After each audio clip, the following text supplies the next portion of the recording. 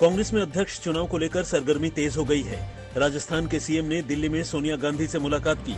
2 घंटों की बैठक के दौरान चुनाव को लेकर चर्चा के कयास लगाए गए। राजस्थान के सीएम कल केरल में राहुल गांधी से मिलेंगे।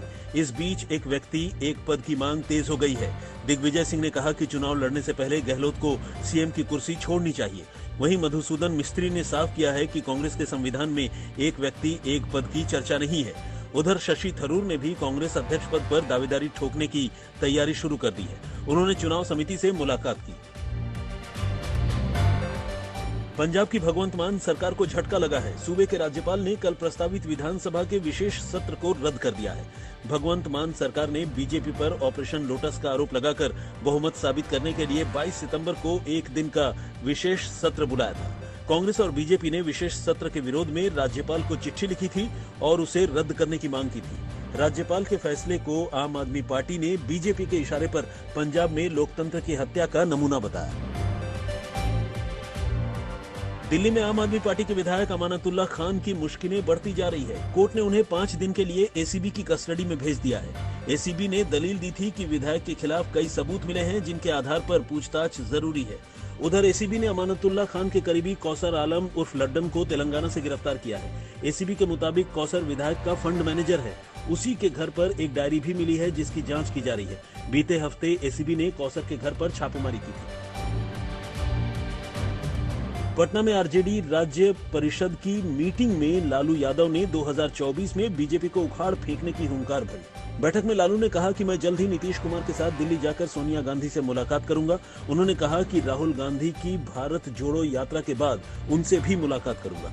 लालू ने अमित शाह के किशनगंज दौरे पर भी तंज कसा और कहा कि शाह के मन में कुछ न कुछ काला है, सभी को चौकन्ना रहना है। मुंबई के शिवाजी पार्क में हर साल होने वाली शिवसेना की दशहरा रैली को लेकर लड़ाई बढ़ गई है।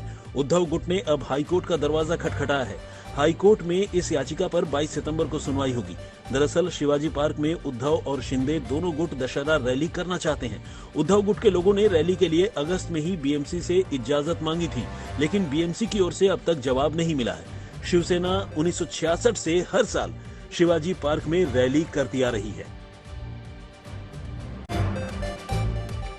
उत्तर प्रदेश में मदरसों के सर्वे के बाद अब वक्फ बोर्ड की जमीन पर जंग शुरू हो गई है। यूपी सरकार ने आदेश दिया है कि वक्फ बोर्ड की जमीनों का सर्वे कराया जाएगा ताकि मालूम चल सके कि सार्वजनिक संपत्तियों का कहीं वक्फ के नाम पर कब्जा तो नहीं किया गया। सरकार के इस आदेश के बाद सियासत फुल स्पीड में है। असदुद्दीन ओवैसी एक बार फिर मुसलमानों को टारगेट करने का राग अलाप रहे हैं तो शरद पवार समाज को बांटने वाला फैसला बता रहे हैं। वहीं समाजवादी पार्टी कह रही है कि यह मुसलमानों को डराने वाला फैसला है। बिहार के बेगूसराय में एक बार फिर बदमाशों ने पुलिस स्टेशन से कुछ दूरी पर फायरिंग की।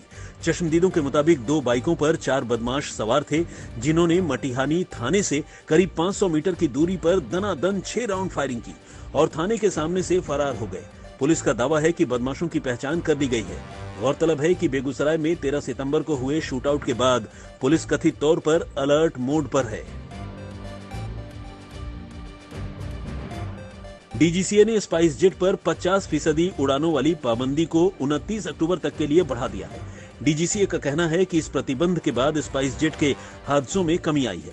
स्पाइस जेट के कई विमानों में उड़ान के दौरान हादसे होने के बाद 27 जुलाई को डीजीसीए ने स्पाइस जेट को आदेश दिया था कि अगले 8 हफ्ते तक अपने फ्लीट की सिर्फ 50% फ्लाइट्स को ऑपरेट करे। तब से एयरलाइन आर्थिक रूप से संघर्ष कर रही है।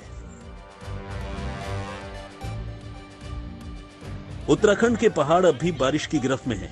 भारी बरसात की वजह से कई जगहों पर भूस्खलन की खबर है। रुद्रप्रयाग में फाटा के पास पहाड़ी टूटकर केदारनाथ हाईवे पर आ गिरी, जिसकी वजह से आवाजाही ठप हो गई और 4 धाम के श्रद्धालुओं की मुश्किलें बढ़ गई। वहीं पिथौरागढ़ में भारी बारिश के बाद कैलाश यात्रा मार्ग बंद है और सैकड़ों यात्री फंसे हैं। रेस्क्यू ऑपरेशन के लिए चिनूक हेलीकॉप्टर की मदद ली जा रही है। मौसम विभाग के मुताबिक 30 सितंबर तक सूबे में बारिश का दौर जारी रहेगा।